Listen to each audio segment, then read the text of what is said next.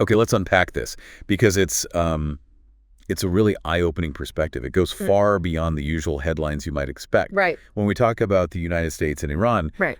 Most people jump straight to nuclear programs, maybe ideological clashes. Sure, that's the common narrative.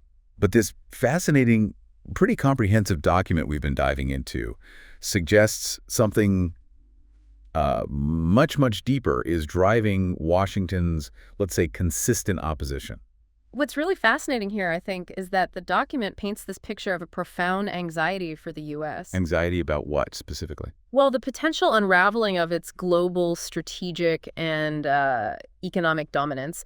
It makes it pretty clear this isn't just about who holds sway in the Middle East. No, it's about the very architecture of the global order, a system that's largely, rooted in America's presence in the Middle East. That's a powerful way to frame it. And our mission today really is to pull out the most important insights from this document. We want to reveal how a stronger, more independent Iran is seen as a force capable of systematically, maybe slowly, destabilizing decades of American strategic and economic power. And not just regionally. Exactly. Not just in the Middle East, but potentially globally. We're talking about its long-standing grip on things like oil corridors, military influence, financial supremacy, even the dollar-centric global economy. It touches everything. It really does. So think of this as your shortcut to understanding these, really complex global forces, the ones that directly shape stability and, even your daily world. For decades, the United States has, meticulously built and maintained this incredibly extensive strategic presence in the Middle East. It's undeniable. It's all rooted in securing oil interests, right? Yeah. Establishing military bases, forging these alliances, particularly with Gulf monarchies. And that presence has been absolutely instrumental in controlling energy trade routes. Most notably the Strait of Hormuz. Precisely. And maintaining sort of a tight leash on global oil pricing. Which, of course, is absolutely crucial to the dominance of the U.S. dollar worldwide. This is exactly where Iran becomes such a critical, almost unavoidable piece of the puzzle for the U.S., according to this analysis. Geographically, you mean? Geographically and politically, yes. Iran holds one of the most important strategic locations on the planet. Its borders touch the Caspian Sea, Afghanistan, Pakistan, Iraq. And crucially extend all along the Persian Gulf. The document really emphasizes Iran's influence over the Strait of Hormuz. That narrow body of water. Yeah, where something like 20% of the world's petroleum passes through every single day.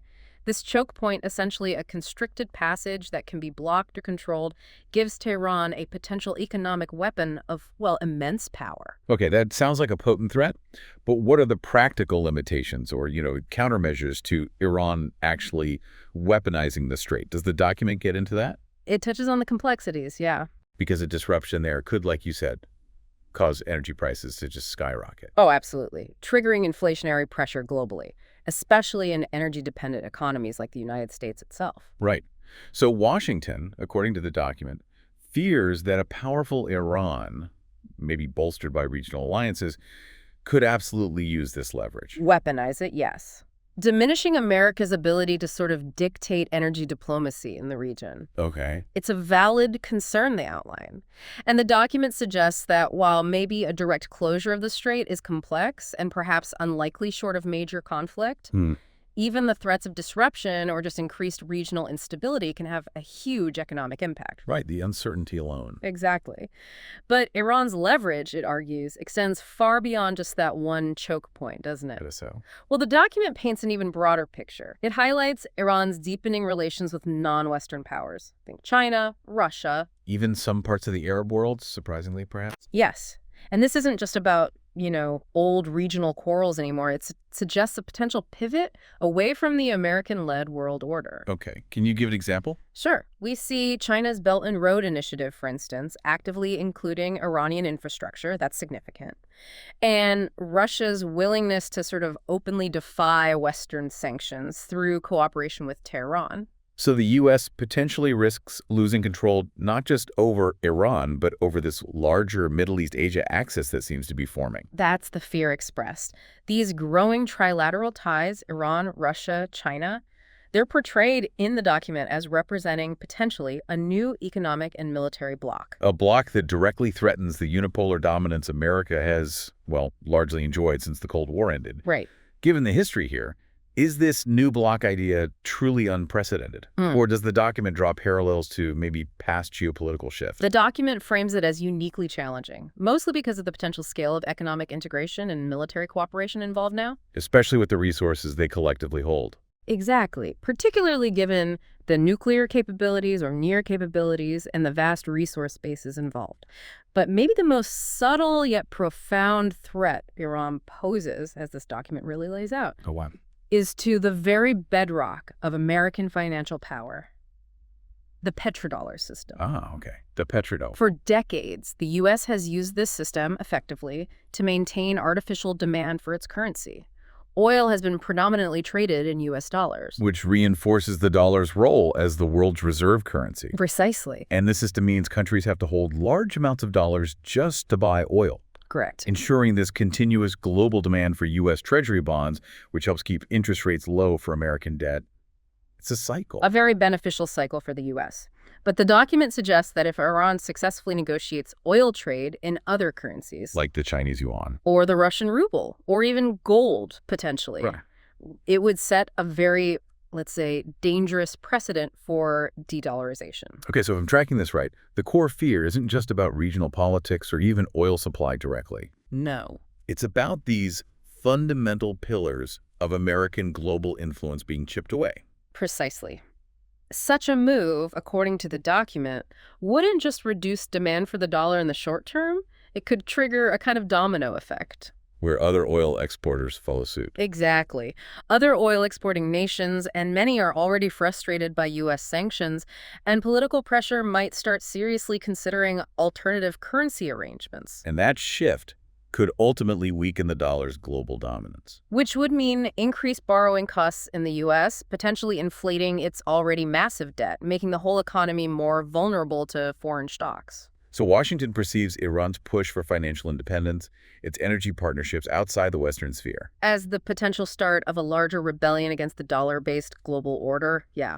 The document even warns that excessive reliance on economic sanctions could actually backfire here. Oh, so backfire. Because it could push more countries to find ways around the established systems like SWIFT, the global financial messaging network. Necessity is the mother of invention, right? And the ripple effects of de-dollarization wouldn't just stop at currencies, would they? The document also details how this could destabilize the very heart of the U.S. financial system, Wall Street operations, the international investment climate. Absolutely. The stability of the dollar underpins so much global finance. So a decline in global trust in the dollar may be exacerbated by geopolitical instability involving a stronger Iran. Could lead to things like capital flight, decreased foreign investment in the U.S., volatility in bond and equity markets. Investors are sensitive. Extremely sensitive to any hint of erosion in U.S. financial supremacy.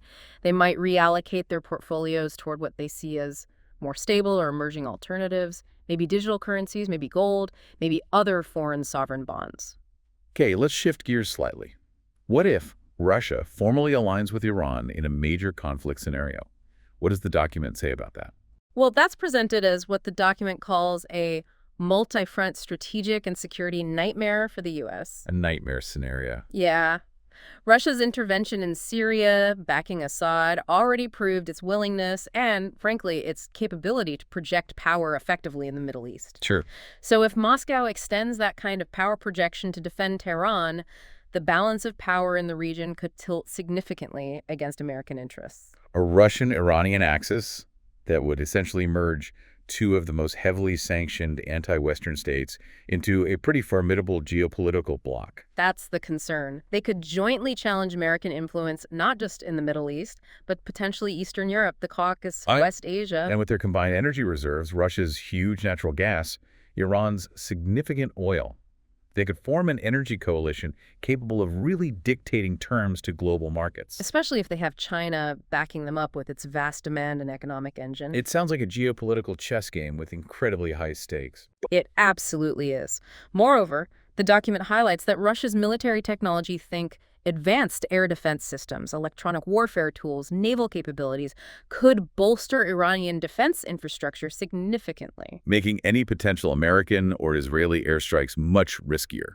Increasingly risky, yes. Yeah. And we've already seen in the 2020s that drone warfare, cyber attacks, proxy militias, that's the new norm in asymmetric warfare. Conflicts between powers of unequal traditional strength. Exactly. In that kind of scenario, the U.S. could find itself really overextended, trying to maintain security in the Indo-Pacific, supporting Europe, especially Ukraine, and dealing with a newly unstable Middle East simultaneously. Wow. Security-wise, there are other potential fallouts too, right? The document likely mentions terrorism. It does. The U.S. could see a resurgence of anti-American sentiment, potentially fueling extremist groups.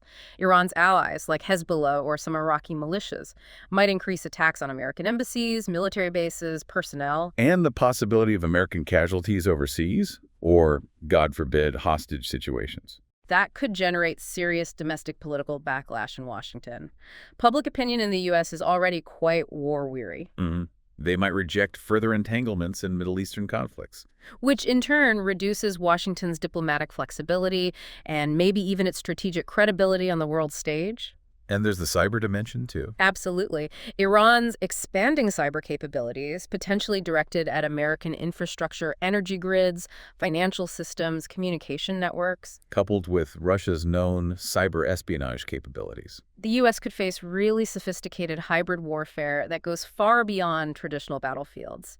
The need for cyber defense investment would just soar, pulling resources away from other domestic priorities like healthcare, education, debt reduction. It's quite remarkable, isn't it, how intertwined global finance, energy, and security really are when you look at it through this lens. It truly is. Everything connects. Domestically, in the U.S., the economic fallout of, say, an Iran-Russia alignment and some kind of subsequent conflict would likely be severe. Oh, definitely. Rising oil prices would almost certainly spike transportation and food costs. Reigniting inflationary pressures that the Federal Reserve would struggle to contain. And the U.S. government, already burdened by trillions in debt, would probably need to spend even more on defense, maybe humanitarian aid, regional support to allies. Worsening the fiscal deficit significantly. And financial markets, which are notoriously sensitive to Middle East instability. They'd react sharply. Very sharply. Investor confidence in U.S. assets, particularly Treasury bonds, could waver if major global powers signal a shift away from dollar-denominated trade. So sovereign wealth funds might start diversifying more aggressively. Potentially. Pushing the dollar down further, raising interest rates back in the U.S., tightening credit across the economy. And for American consumers and businesses, that translates to costlier loans, weaker investment, maybe even recessionary trends. It's a grim economic picture painted there. And shifting to the international arena, America's diplomatic capital would be stretched incredibly thin in such a scenario. No doubt. Nations in Africa, Latin America, Southeast Asia, what's often called the Global South. Many of whom already resent U.S. pressure or conditional aid. Right. They might increasingly look towards China or Russia as alternative partners.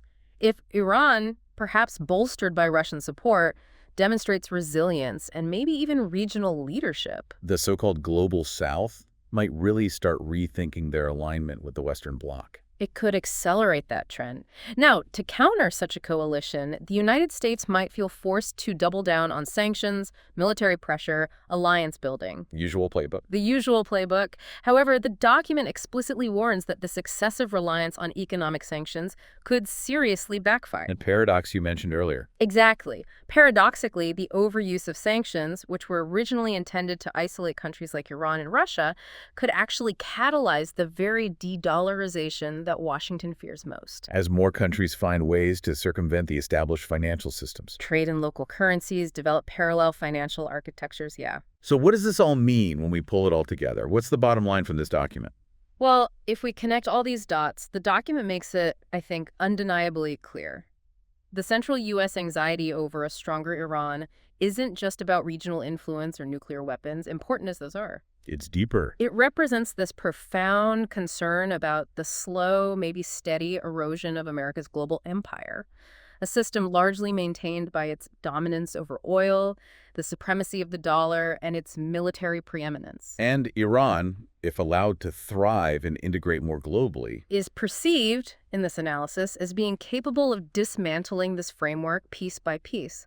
Not necessarily through a single big war, but through a sustained reordering of regional alliances, economic pathways, and perhaps even global trust. So the real war in essence. The real war, as presented here, isn't just happening on traditional battlefields. It's happening in banks, it's happening in shipping lanes, it's happening across data networks. It's a fundamental war for the architecture of the future global order. Well, I suppose the final thought for you, listener, is in this evolving landscape where the very foundations of the global order are being challenged, how might your investments, your access to resources, or even just the stability of everyday costs be shaped by these massive shifts in power dynamics? It's certainly something to keep thinking about.